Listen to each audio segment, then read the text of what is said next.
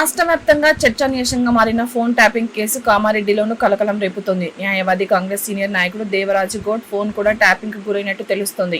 ఈ నేపథ్యంలో వాంగ్మూలం కోసం హైదరాబాద్ లోని తమ కార్యాలయానికి రావాలంటూ సిట్ అధికారులు ఫోన్ కాల్ ద్వారా తెలిపింది. కాంగ్రెస్ సీనియర్ నాయకుడు దేవరాజు గౌడ్ కి పార్టీలో ప్రాధాన్యత ఉంది. ఆయనకు షబీర్ అలీకి నమ్మకమైన వ్యక్తి. గత అసెంబ్లీ ఎన్నికల సమయంలో కామారెడ్డి నుండి పోటీ చేసిన సీఎం రేవంత్ రెడ్డి ప్రచార బాధ్యతలను ఎక్కువ ఆయన సోదరుడు కొండలరెడ్డి చూసుకున్నారు.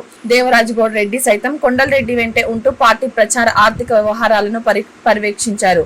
అందుకే ఆయన ఫోన్ ట్యాపింగ్ చేసి ఉంటారని తెలుస్తోంది.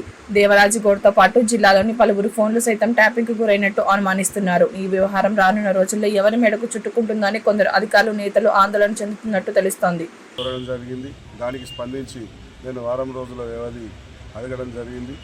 ఇక్కడ ఏం జరిగిందో అన్ని విషయాలు ఖచ్చితంగా నేను సిట్ బృందానికి తెలియజేస్తానని ఈ సందర్భంగా చెప్తున్నాను.